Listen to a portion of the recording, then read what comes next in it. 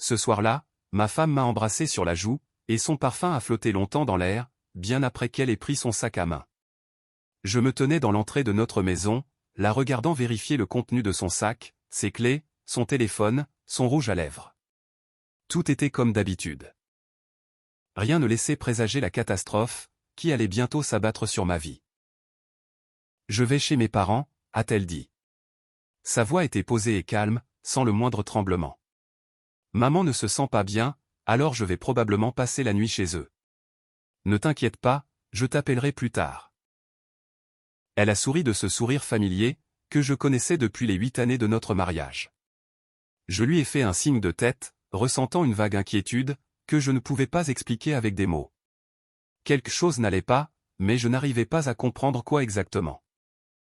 Je regardais par la fenêtre, pendant que sa voiture quittait l'allée de notre maison, pour se fondre dans le crépuscule.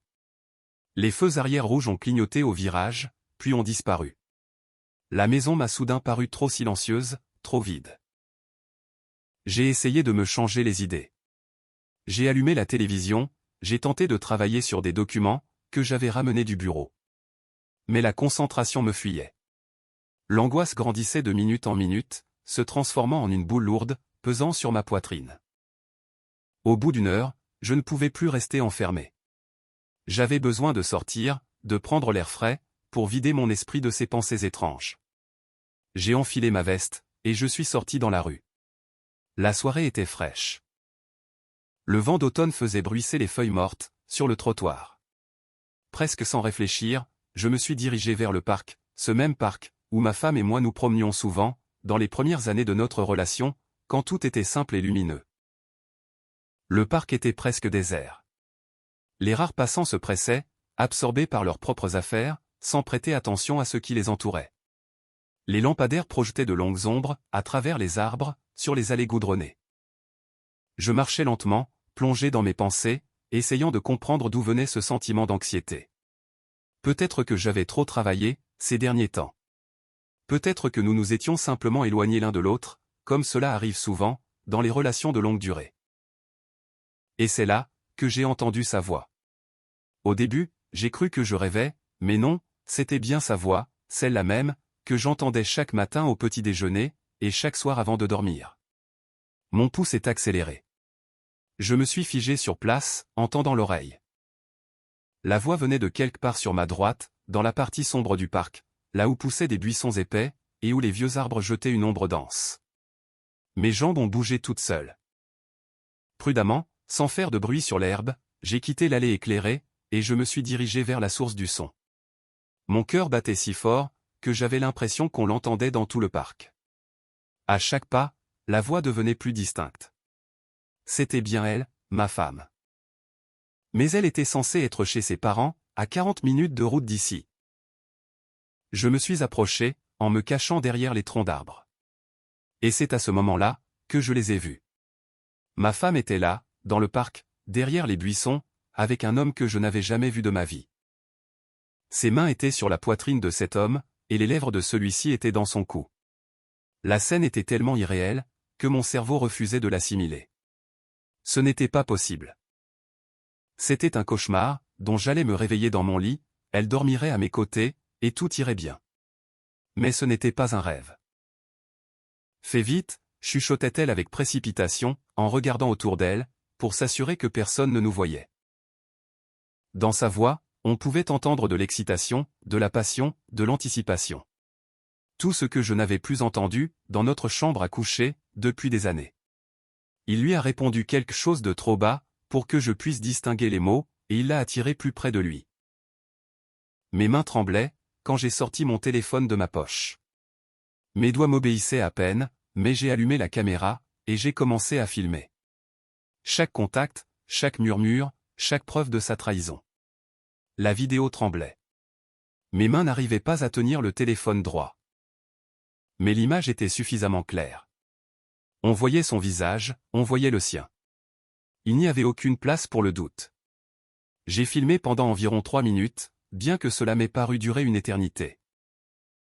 Quand j'ai eu suffisamment de preuves, j'ai reculé prudemment, en restant toujours caché dans l'ombre. Ils étaient trop absorbés l'un par l'autre, pour me remarquer. Ma poitrine me semblait vide. C'était comme si quelqu'un en avait arraché toute forme de vie, pour n'y laisser qu'un vide glacial. Je suis rentré chez moi, comme dans un brouillard. Chaque pas me demandait un effort immense. Des bribes de pensée défilaient dans ma tête. Depuis combien de temps cela durait-il? Qui était cet homme? Depuis quand me mentait-elle? Mais je ne me suis pas laissé submerger par mes émotions. Pas maintenant. À cet instant, j'avais besoin de garder la tête froide. De retour à la maison, j'ai ouvert mon ordinateur portable, et j'ai transféré la vidéo depuis mon téléphone. Je l'ai regardée une fois. Puis une deuxième. À chaque visionnage, la douleur devenait plus aiguë, mais ma détermination se renforçait. J'ai ouvert ma boîte mail, et j'ai cherché l'adresse de ses parents. J'ai mis le fichier en pièces jointes, et j'ai écrit un court message, « Voilà ce que fait votre fille, quand elle vous dit qu'elle vient vous voir. » Mon doigt est resté suspendu un instant, au-dessus du bouton envoyer. C'était le point de non-retour. Après cela, tout allait changer, pour toujours. Mais n'avait-elle pas fait ce choix en premier? N'avait-elle pas trahi tout ce que nous avions construit, pendant 8 ans? J'ai appuyé sur le bouton. L'email a été envoyé. Ensuite, je me suis assis dans l'obscurité de mon bureau, et j'ai attendu. Le téléphone était posé sur le bureau, l'écran brillant dans le noir. L'horloge affichait presque minuit. Elle n'avait toujours pas appelé, ni envoyé de message. Elle devait être trop occupée. J'ai eu un sourire narquois, dénué de toute joie. Le vrai jeu ne faisait que commencer, et cette fois, c'était moi qui allais dicter les règles. Le téléphone a sonné, à minuit pile. J'ai regardé l'écran lumineux, sur lequel le nom s'est affiché. Mon beau-père. Le père de ma femme. J'ai laissé le téléphone sonner 3 fois, avant de décrocher. Je devais rester calme, et garder le contrôle de la situation. C'est vrai? Sa voix tremblait, à la fois de colère et de honte. J'entendais sa femme pleurer, en arrière-plan. Ma belle-mère. Dis-moi que c'est une erreur, que c'est un montage. Je suis resté silencieux. Quelques secondes d'un lourd silence ont plané entre nous, et cela a suffi. Il a compris ma réponse, sans que j'aie besoin de prononcer un mot. Mon Dieu, a-t-il soufflé. Je ne sais pas quoi dire. Ce n'est pas comme ça que nous l'avons élevé. C'est une honte, pour toute notre famille. J'entendais qu'il essayait de contenir ses propres émotions. Où est-elle en ce moment? Je pensais qu'elle était chez vous, ai-je répondu d'une voix neutre. C'est exactement ce qu'elle m'a dit, en partant ce soir. J'ai entendu un juron à l'autre bout du fil, puis un clic. Il avait raccroché.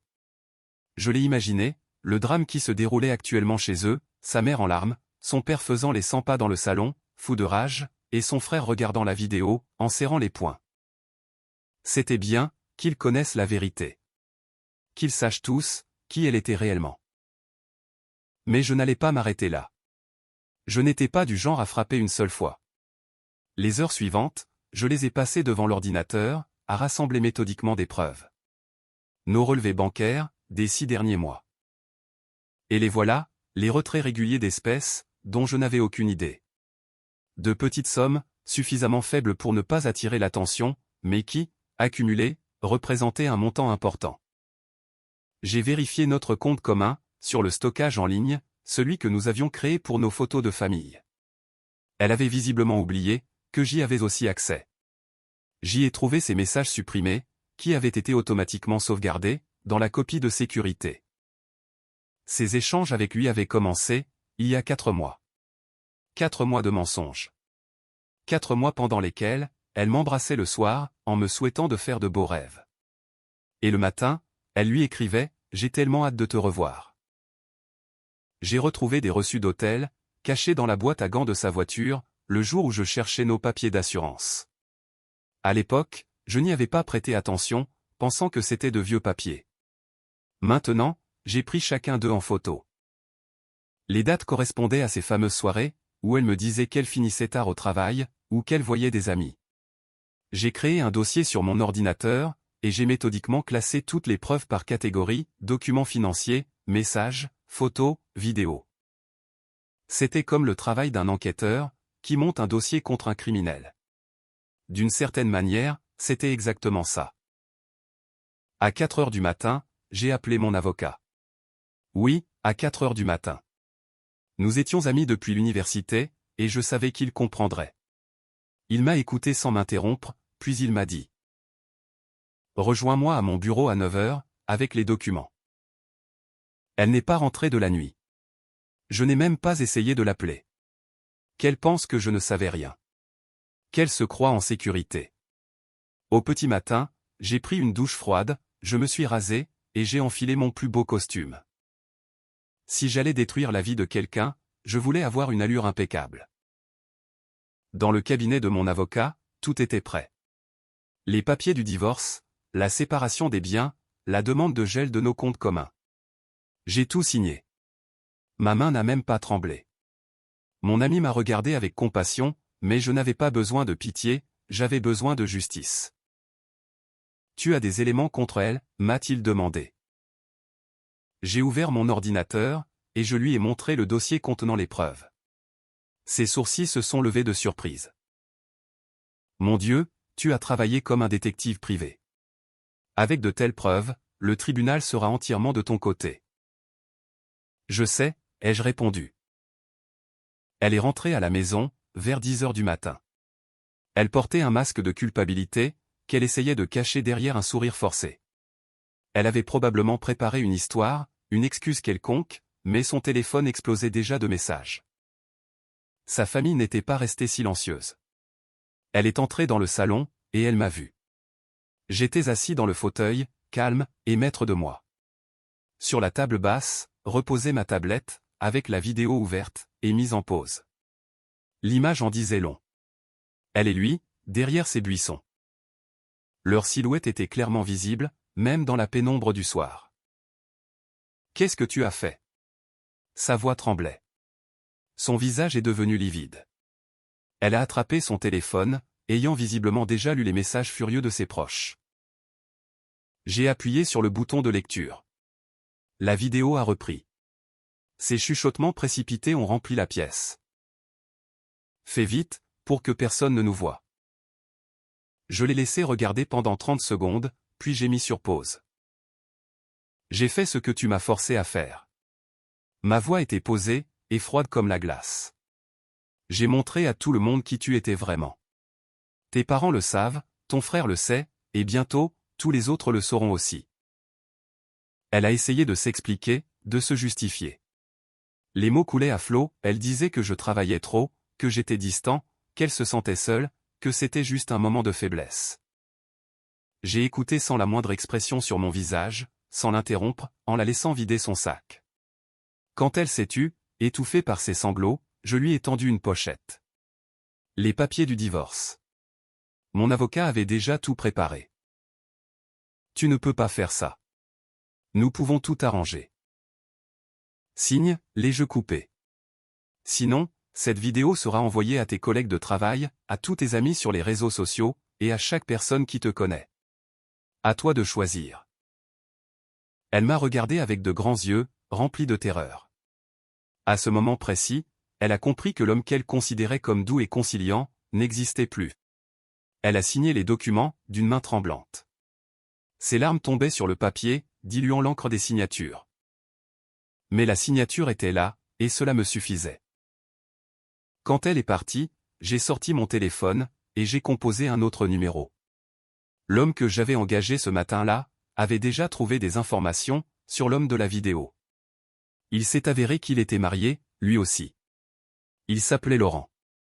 Il avait une femme, et 2 enfants. J'ai envoyé exactement la même vidéo à sa femme. 2 vies ont commencé à brûler, en même temps.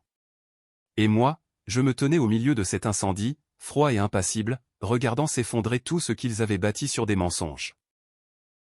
Le divorce a été prononcé avec une rapidité, que je n'aurais pas osé espérer, même dans mes rêves les plus fous. Mon avocat a fonctionné comme une machine bien huilée, et les preuves que j'avais rassemblées, ne lui laissaient aucune chance de résister. Elle a essayé de trouver son propre avocat, mais quand ce dernier a vu la vidéo, et les relevés bancaires, il lui a conseillé d'accepter toutes les conditions, que je proposerais. Vous n'avez aucune marge de négociation, lui a-t-il dit sans détour. La maison m'est revenue, la voiture m'est revenue. La majeure partie de nos économies communes est restée mienne. Le tribunal s'est montré impitoyable envers la partie infidèle, surtout quand les preuves étaient aussi irréfutables. Mais le coup le plus dévastateur pour elle a été de voir sa propre famille prendre mon parti. Son père est venu au tribunal pour témoigner contre sa propre fille. Je voyais à quel point cela le déchirait de l'intérieur. Chaque mot lui coûtait un effort immense. Sa voix tremblait, mais il disait la vérité. Il a raconté au juge comment elle leur avait menti à tous, comment elle les avait utilisés comme alibi, pour couvrir ses infidélités, et comment elle avait déshonoré leur famille. Sa mère était assise dans la salle d'audience, le dos tourné à sa fille. Le mouchoir qu'elle tenait entre ses mains était trempé de larmes. « Je ne connais plus cette femme », a déclaré son père au juge. « La petite fille que nous avons élevée n'aurait jamais fait une chose pareille. Ce qu'elle a fait est impardonnable. » Le juge a regardé mon ex-femme avec un dégoût à peine dissimulé. Lorsqu'il a examiné la vidéo et les documents financiers, son visage s'est durci de plus en plus. En rendant son jugement, il n'a pas caché son opinion. Une telle trahison et un tel abus de confiance méritent des conséquences appropriées. Elle a quitté le tribunal avec presque rien. Seulement les vêtements qu'elle portait et une petite somme que le juge a estimée comme le strict minimum pour commencer une nouvelle vie. Je l'ai regardé se diriger vers la sortie, voûté, le regard vide, ayant vieilli de 10 ans, en l'espace de ces quelques mois. Ses parents ne se sont même pas approchés pour lui dire au revoir.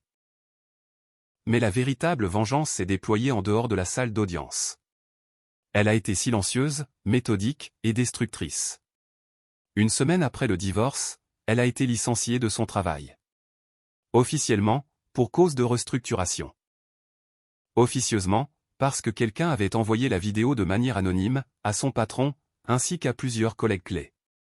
Dans leur petite entreprise, la réputation comptait beaucoup, et un scandale de cette ampleur était tout simplement inacceptable. On lui a demandé de démissionner. Elle a refusé, alors ils ont trouvé un prétexte formel, et l'ont renvoyée. L'homme de la vidéo, Laurent, a également payé le prix fort. Sa femme a demandé le divorce, le jour même où elle a reçu les images. Elle a pris les enfants, et a déménagé chez ses parents, dans une autre ville. Laurent a essayé de recontacter mon ex-femme, espérant qu'ils trouveraient au moins du réconfort l'un chez l'autre, après le chaos qui avait ruiné leur deux vies.